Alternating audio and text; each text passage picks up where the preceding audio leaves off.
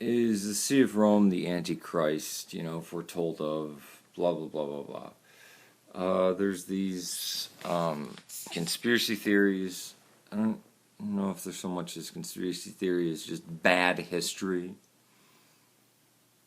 Zero research into history.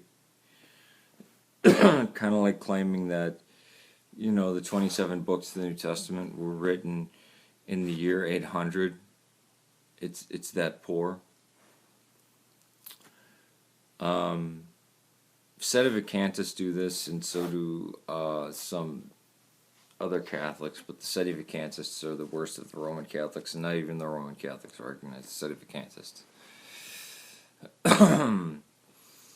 Clement of Rome speaks of a group of elders in Rome as being bishops of Rome, or overseers. No, not even overseers. Overseers are bishops, elders. Right? We call Clement of Rome, but I believe he was from Corinth and writing about Rome. Then you have Ignatius of Antioch, who is being martyred, and the last place he winds up is in Rome. Now, he seems to be the only bishop there. Now, there was Peter and then Linus, but he's the bishop that came from Syria that's in Rome, and he talks about the overseers and the presbyters, right? So there's a group. Now, the first time we start to see single bishop in Rome, who is it? When do we see this? Well, we have Ignatius, who tells the Bishop of Rome to F off, that he has no business, that Irenaeus is in Lyon, or Gaul, whichever one you want to, if you want to bicker about that, fine. He says, hey, Victor, you've got, or maybe Victor was at the time of Tertullian, I forget. No, I think it was Victor that clashed with Irenaeus. You don't have any authority over me. You have authority over the city of Rome, not me. And then Tertullian comes along and actually insults him in the worst insults, calling him Pontifex Maximus, which is the title of the pagan priests, actually is the title of the Caesar at the time, because he was officially the head of all legal cults, and he calls him Bishop of Bishops, which again is a pagan title that's held by Caesar, because the Bishop of Rome was acting like he was bishop, like he was, he could tell other bishops what to do. And Tertullian was very vitriolic. I mean, I love Tertullian's writing against Marcion. I think he's a great rhetorician. But, I mean, in English, even saying fuck you to the Bishop of Rome or the Pope would be less insulting than calling him Pontifex Maximus and Bishop of Bishops. In the early Renaissance or late Middle Ages, they had kind of skimmed through Tertullian and added these titles, not realizing that they were actually insults by Tertullian. And then when we get to the time of Cyprian,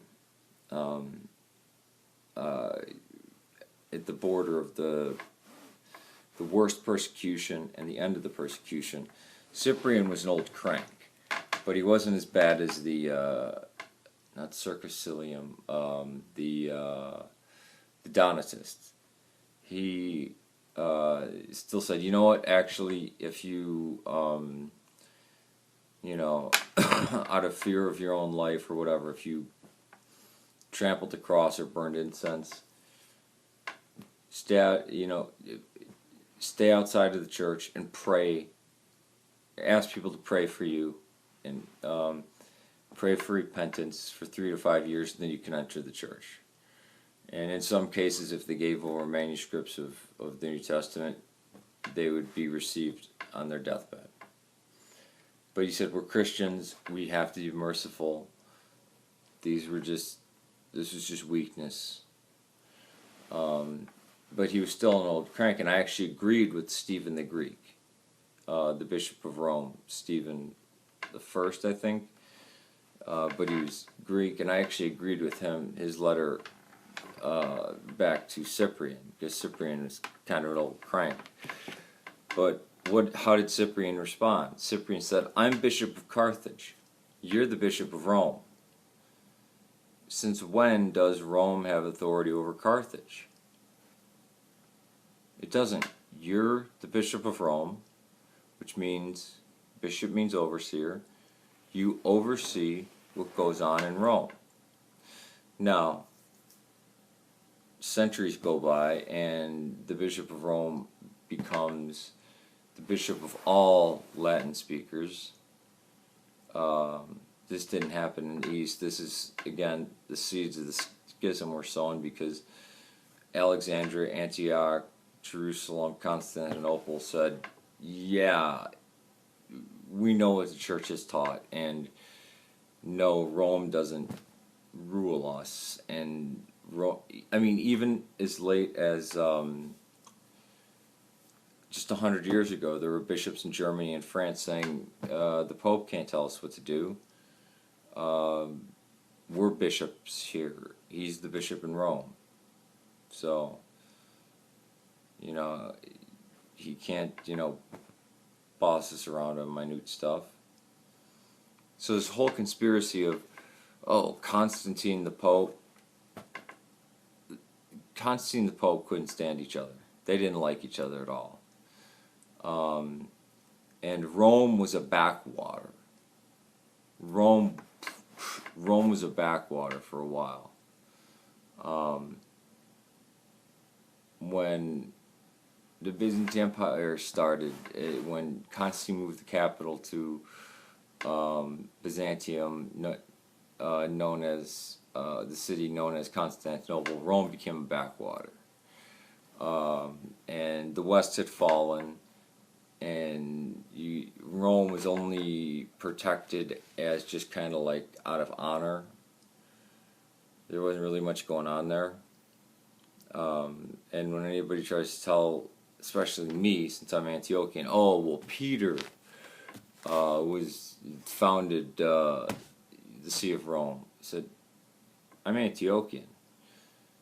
Peter was the bishop of Antioch, and that's the first place they were called Christians. Even Ignatius, even Clement, they came from that same area. I think Clement came from actually Corinth. But yeah, that's the thing. These conspiracy theorists are just as nuts as the city of Acanthus, and it's easy to destroy.